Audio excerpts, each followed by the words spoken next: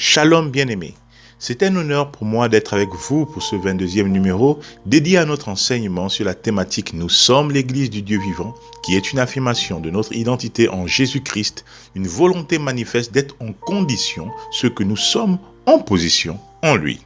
Depuis quelques numéros, nous avons abordé le sujet de la langue et du pouvoir qu'elle a. La mort et la vie sont en son pouvoir, avons-nous dit, conformément au texte de Proverbe 18, verset 21. C'est pourquoi, au lieu de l'utiliser vainement en tant qu'enfant de Dieu, il est salutaire de s'en servir pour procurer la vie en nous et autour de nous.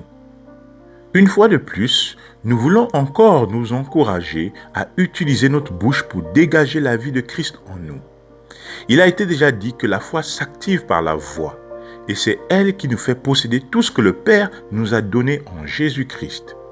La parole de Dieu nous apprend qu'en Christ habite corporellement toute la plénitude de la divinité et que nous avons tout pleinement en lui, qui est le chef de toute domination et de toute autorité. Colossiens 2, versets 9 à 10. Il peut arriver que nous ne voyons pas du premier coup l'accomplissement de nos déclarations et plusieurs peuvent se décourager. Il ne faut pas qu'il en soit ainsi.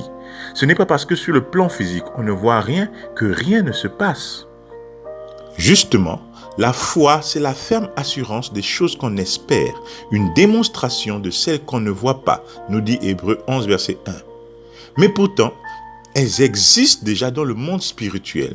Il faut avoir une représentation claire de l'objectif.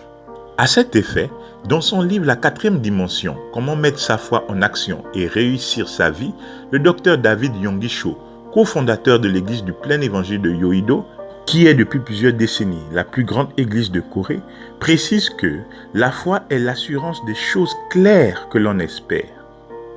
Après sa confrontation avec les prophètes de Baal, alors que rien ne le présageait, Élie dit au roi Akab de monter, aller manger, car il se fait un bruit qui annonce la pluie. Alors que le roi s'exécuta, Élie monta également au sommet du mont Carmel pour prier afin que la pluie tombe après 3 années de sécheresse. À 6 reprises, il envoya son serviteur regarder le ciel, mais il n'y avait rien, du moins rien de visible ne se produisait. Il envoya une 7e fois son serviteur et le texte précise que ce dernier dit « Voici un petit nuage qui s'élève de la mer et qui est comme la paume de la main d'un homme. » Élie sut que la pluie était effectivement en route et dit à son serviteur « Monte et dis à Akab, attelle et descends afin que la pluie ne t'arrête pas. » En peu d'instants, le ciel s'obscurcit par les nuages, le vent s'établit et il y eut une forte pluie. Nous trouvons cette histoire dans 1 Roi 19. Oui, Élie a simplement cru en la parole du Seigneur telle qu'elle lui fut adressée.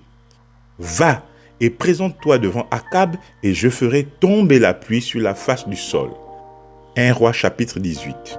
Ce que nous voyons ou ne voyons pas, ce que perçoivent nos 5 sens ne doit pas nous déstabiliser. Nous devons, comme à une ancre, rester accrochés à la parole de Dieu, ce qu'il a dit. Tout simplement parce qu'il l'a dit. Et il n'est pas un homme pour mentir, nous dit Nombre 23, verset 19. En Marc 8, verset 22 à 25, on amena vers Jésus un aveugle alors qu'il était à Bethsaïda. La Bible nous dit qu'il prit ce dernier et l'emmena hors du village et lui imposa les mains sur les yeux. La première fois, l'homme lui dit qu'il arrivait à apercevoir des hommes, mais ils avaient une apparence d'arbres qui marchent. Après que Jésus lui imposa les mains pour la seconde fois, il est dit que lorsque l'aveugle regarda fixement, il fut guéri et vit distinctement. C'est une chose d'avoir la foi, mais c'est tout autre chose de garder cette foi jusqu'à ce qu'on reçoive la réponse, nous dit le pasteur Yonggi Cho. Jean 9 nous présente l'histoire d'un aveugle de naissance à qui Jésus redonna la vue. Le texte nous dit que Jésus cracha à terre et fit de la boue avec sa salive.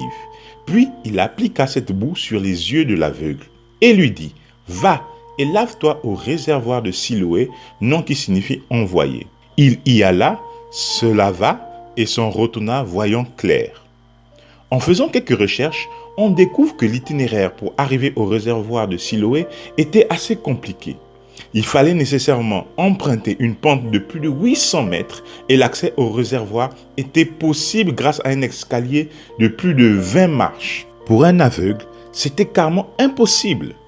Pourtant, à chaque pas qu'il faisait vers l'inconnu, sa délivrance se mettait en marche. Les sens vont souvent aller à l'encontre de ce que Dieu dit, mais nous devons toujours rester focus sur la parole et la vivre. Nous continuerons plus tard notre enseignement. Il est temps pour moi de prendre congé de vous. Que la richesse de sa grâce nous soit encore un peu plus révélée afin d'être des acteurs efficaces pour le royaume de Dieu. Shalom.